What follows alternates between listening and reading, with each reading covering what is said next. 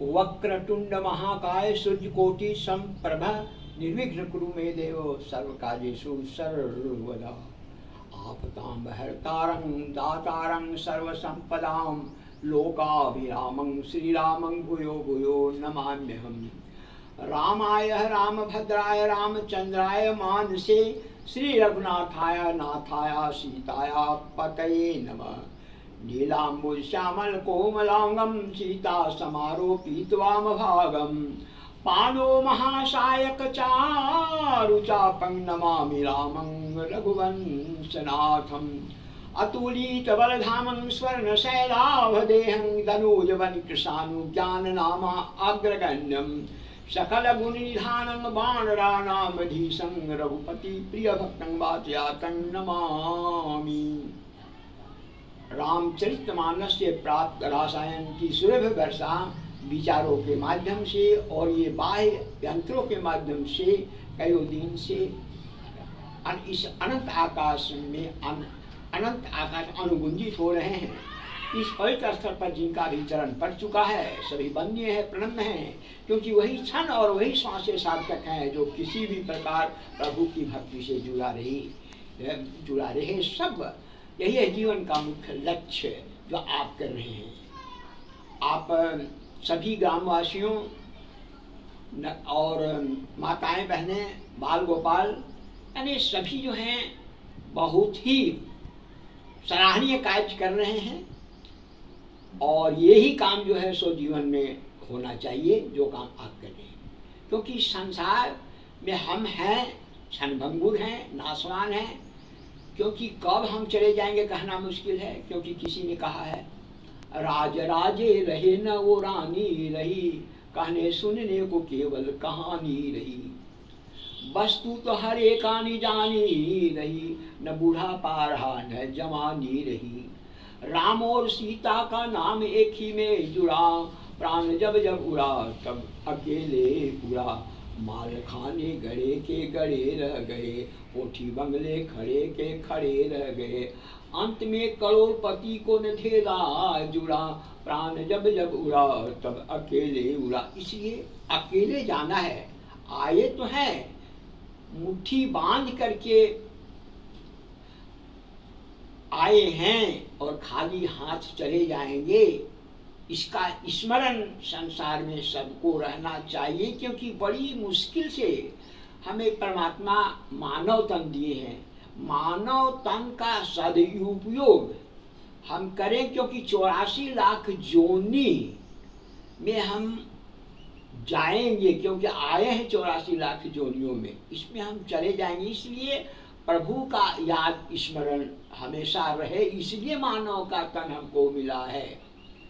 रामचरितमानस में गोस्वामी तुलसीदास जी का एक कविता है वंदना प्रकरण में।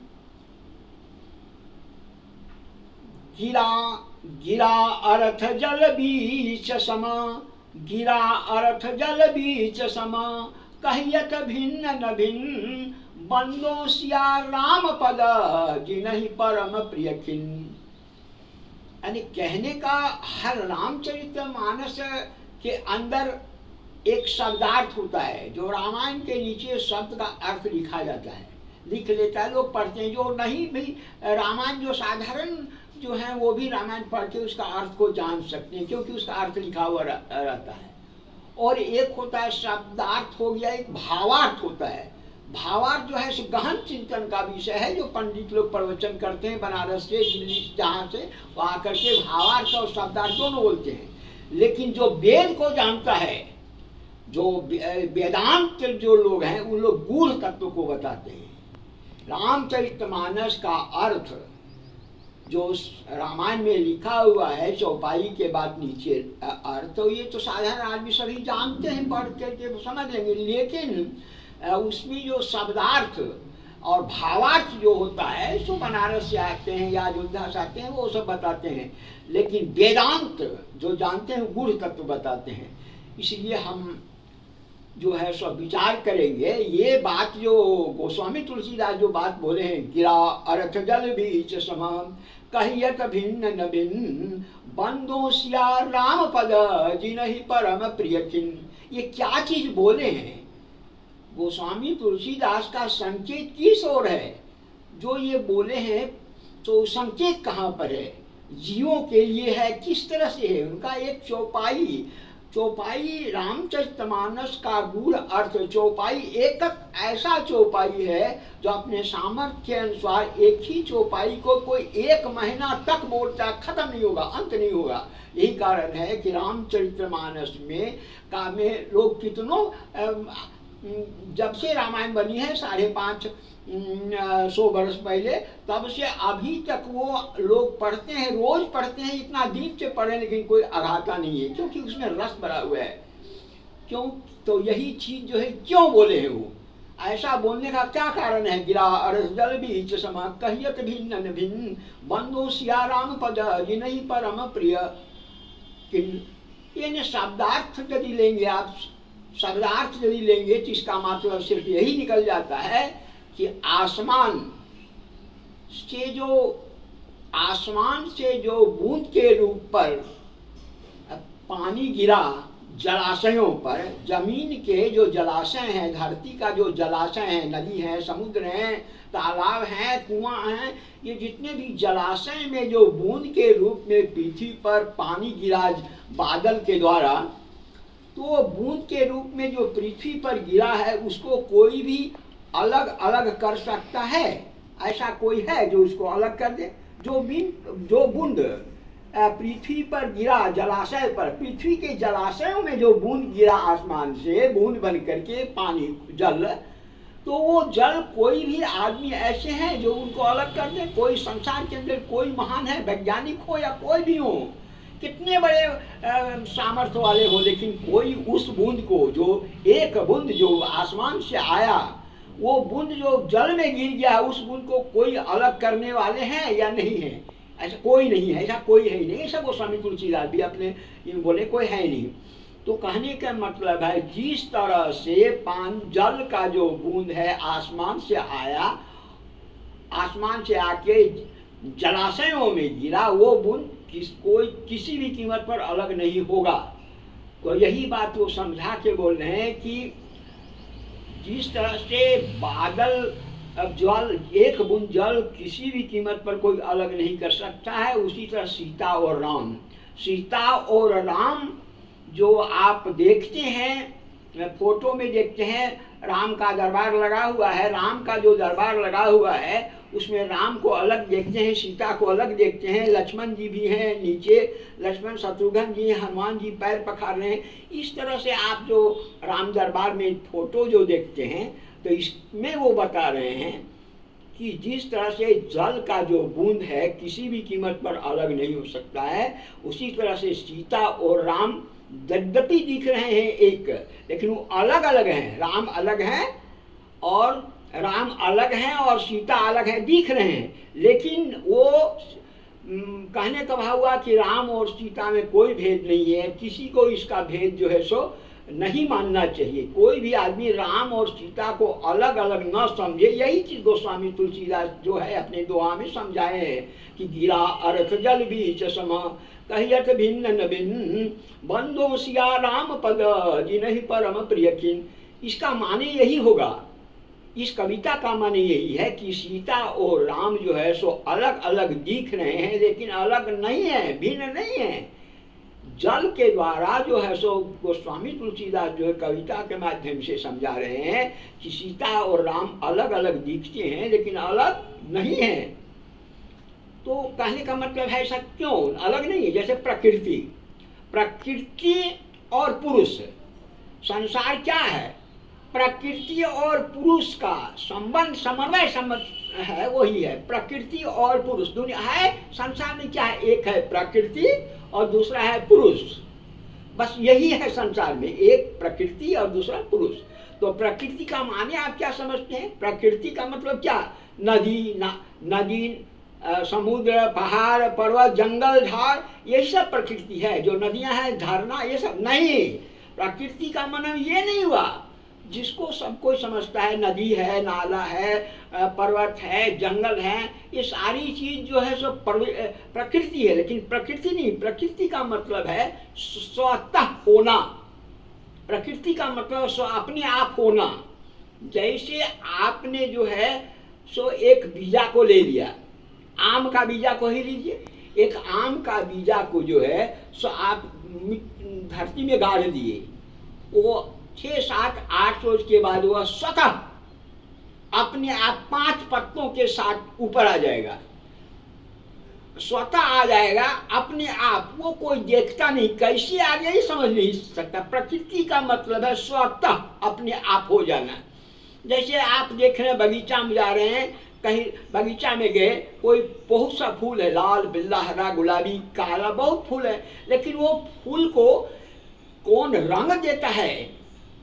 किसी को लाल से रंगता है, किसी को पीला से, किसी को ब्लू से, लेकिन बरस लगाते हुए किसी ने नहीं देखा, रंग घोलते हुए किसी ने नहीं देखा है, लेकिन स्वतः अपने आप हो रहा है। उसे बोलते हैं प्रकृति। प्रकृति का मतलब अपने आप होना। जैसे आप समझिए, आप तो खाना खा लेते हैं, लेकिन खाना आप खा लेते हैं, हाथ जो है उसे पेट में डाल दिया, लेकिन पचाने की प्रक्रिया कौन करता है? पेट कर रहा है, लेकिन स्वतः हो रहा है, आप तो पचाते नहीं हैं। और दूसरे ऐसे भी समझे ना, आप फूल का जो फूल लगा दिया, मिट्टी में फूल डाल दिए, तो क्या पानी डाल दिए, लेकिन क्या वो पत्ती निकालने का जरूरत पड़ता है? नहीं। डाली निकालने का जरूरत नहीं। उसमें जो फल लगते हैं निकालने का जरूरत नहीं। आम है, आमे मान लीजिए फल गया तो उसके बाद वो पहले टिकोरा दिया, टिकोरा के बाद क्या हुआ, वो बड़ा हुआ, और बड़ा होने के बाद फिर अपने आप पक गया। तो क्या आपको क्या मेहनत लगा? आपको कुछ करना पड़ा? कुछ नहीं करना पड़ा। आप सिर्फ पेड़ लगा दिए, महाराजा बन गए, क्योंकि स्वतः, यानी प्रकृति स्वतः कर रही है। आप सांस ले रहे हैं, तो सांस लगाने के लिए, सांस लेने के लिए मेहनत का जरूरत नहीं पड़ता है। आपके हाथ काम कर रहे हैं, सब कुछ कर रहे हैं, लेकिन ये स्वतः अपने आप होने वाला चीज है। जैसे मान लीजिए कोई प्रहार करता है आंख पर, लेकिन आंख कितना सजग रहता है कि वो तुरंत दब जाता है, यानी वह आंख पर जल्दी चोट नहीं लगता है। ये स्वतः होने वाली चीज है। तो प्रकृति और पुरुष का समन्वय संबंध है, यानी इस संसार से। यानी प्रकृति जो है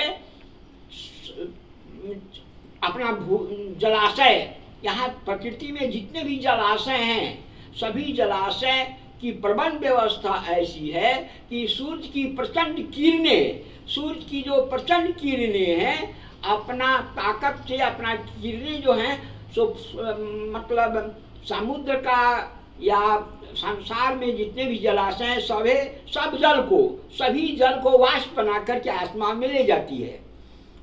यानी सूरज अपना प्रचंड गर्मी से, यानी जलाशयों का, पृथ्वी का जो जलाशय है उसको वाष्प बना करके जो है आसमान में ले करके बादल बनाती है, और बादल बना करके बूंद के रूप में पृथ्वी पर टपका देती है, उसे हम बारिश करते हैं। तो ये कहाँ से लिया? यानी प्रकृति का चीज है, समुद्र से लिया और बादल बना के गिरा दिया धरती पर। तो ये स्वतः होने, सूर्य उदय होना और अस्त होना, आपको मेहनत नहीं करना, स्वतः होता है। इसे प्रकृति उसी को कहते हैं जो अपने आप हो। धान लोग बो रहा है, गेहूं लगा रहा है, चना लगा रहा है, ये सब अपने आप होता है, अपने आप स्वतः, ये प्रकृति है। तो प्रकृति और पुरुष दो ही चीज है। प्रकृति जो है सो प्रकृति जो है हम लोग को खिलाती है, पिलाती है, अनाज दे करके, फल खिलाती है, ये प्रकृति। और पुरुष यानी उसको व्यवस्था किया है, प्रबंध व्यवस्था, ये प्रबंध व्यवस्था है पुरुष और प्रकृति का, जिसके लिए हम लोग खा रहे हैं, पी रहे हैं, आराम से पानी बरस रहा है, फल हो रहा है, सब ये प्रकृति और प्रबंध की व्यवस्था जो है सो परमात्मा दे दिया है। यानी संसार में प्रकृति और पुरुष की व्यवस्था है, जिसके कारण हम लोग जिंदा हैं, क्योंकि उन लोग भी सहवास करते हैं। ये सहवास कैसा हुआ? जैसे मान लीजिए प्रकृति, यहाँ जो सहवास होता है मानव का, तो ये सहवास लोग करते हैं दो समय, ये अपना सहवास इंद्रियों का इसमें इंद्रियों के द्वारा जो क्रिया होता है वो जो है सो अपने अंदर जो है सो दुख छिपाए हुए, अपने गर्भ में दुख छिपाए हुए, लेकिन सभी जगह यही होता है, प्रकृति और पुरुष में यही होता है। जैसे वृक्ष, वृक्ष है, वृक्ष जब हवा के द्वारा जो है सो हिलने लगते हैं, डोलने लगते हैं, वो स्पर्श हुआ, और वही स्पर्श, और जल बरसाना, आसमान जल बरसाता है, आसमान जल बरसाया, इसका मतलब है वो रज और बीज से जो क्रिया के द्वारा जो उत्पन्न पैदा होता है, तो समझ लीजिए वर्षा में जो जल गिरा वो समझ लीजिए पृथ्वी में आया, वही जल से बाग बगीचे जंगल झाड़ सब फलते हैं, फूलते हैं उसी के द्वारा। तो ये प्रकृति और प्रबंध की व्यवस्था जो है स्वतः होती है।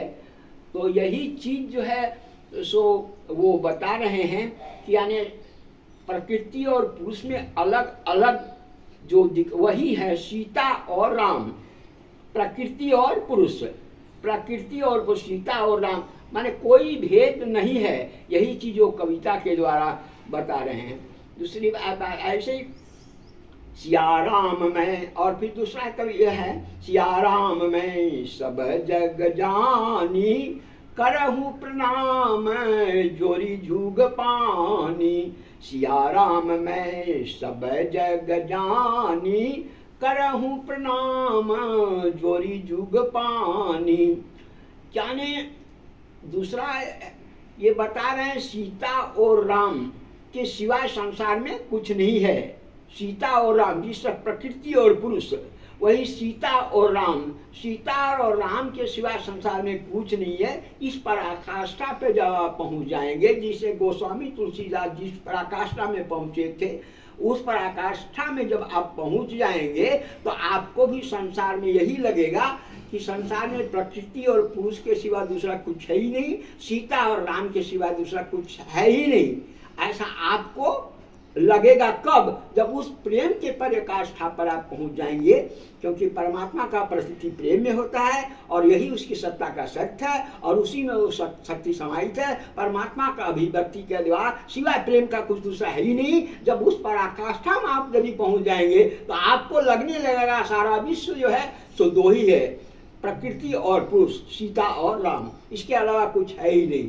आप ऐसा पहुंचे, यही चीज जो है श्री रामचरितमानस में ये गोस्वामी तुलसीदास यही चीज बोले हैं। गिरा अर्थ जल बीच सम कहियत भिन्न न भिन्न, बंदो सिया राम पद जिन्हि परम प्रिय खिन। इसलिए हम सभी को यानी ये समझना चाहिए कि सीता और राम यदि हम बोलते हैं तो कोई बस एक नहीं, कोई भी सर्व, जैसे काली जी हो, दुर्गा जी हो या कोई, लेकिन सभी एक है। स्त्री पुरुष मैंने जब जब जैसा जरूरत पड़ा, मतलब जैसे प्रहलाद को बचाने के लिए है, प्रहलाद को बचाने के लिए परमात्मा जो है नरसिंह का रूप धारण किए। यानी कभी राम बनकर के आते हैं, कभी कृष्ण बनकर के आते हैं, कभी परशुराम बनकर के आते हैं। वही हैं, हम लोग को हिफाजत करते हैं।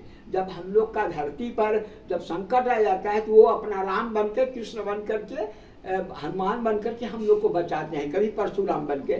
तो यही है, सीता और राम के सिवाय संसार में कुछ नहीं है, प्रकृति और पुरुष के सिवाय दूसरा कुछ नहीं है। इसलिए आप लोग हमेशा ध्यान रखें, उस प्रभु परमात्मा का जो है मनन चिंतन हमेशा करते रहें, और ये मानव तन जो आपको मिला है इसको खोए नहीं, क्योंकि सबसे बड़ा गरीब वही है जो जीवन, अमूल्य जीवन को खोते जा रहा है। जो अमूल्य जीवन उसको मिला है, एक क्षण जो को बर्बाद नहीं करना चाहिए। इस अवसर को जो है सो बर्बाद, क्या सबसे बड़ा गरीब वही है जो इस अवसर को खो रहा है। सबसे बड़ा गरीब उसे कहते हैं जो इस इतना सुंदर सुखद अवसर को खो रहा है। सबसे बढ़िया धनी कौन है? जिसके पास राम नाम का धन है। जिसके पास राम का नाम का धन है वो सबसे बड़ा धनी है। और जो इस अवसर को, इतना सुंदर समय जो परमात्मा दिए उसको गंवा रहा है, सबसे बड़ा मूर्ख वही है और सबसे बड़ा ज्ञानी। इसलिए हर आदमी को यानी ये ख्याल रखना चाहिए कि हमारा अवसर जो आज हमको मिल गया है वो आज ही हो। आज करो सो कल करो, कल करो सो परसों, इतनी जल्दी क्या पड़ी है, जीना तो है बरसों। रावण ने ऐसा कहा था, आज करो सो कल करो। वही जो है सो किया, सोच रहा था कि हम जो है सो धरती से लेकर के स्वर्गलोक तक सीढ़ी बना देंगे, तो वही आज करो कल करो परसों करो में बिता दिया, उसका जीवन समाप्त हो गया, कुछ नहीं कर पाया। इसलिए जो कल करना है वो आज कीजिए। आपको जो समय मिला हुआ है आज ही कीजिए, कल का आशा मत, कल को किसी ने आना है। आओ सजा ले आज को, कल का पता नहीं, कल को छोड़िए जनाब, पल का पता नहीं। इस अवसर को यानी आप गवाइए नहीं, ये अवसर आपको हो गया। जय श्री राम।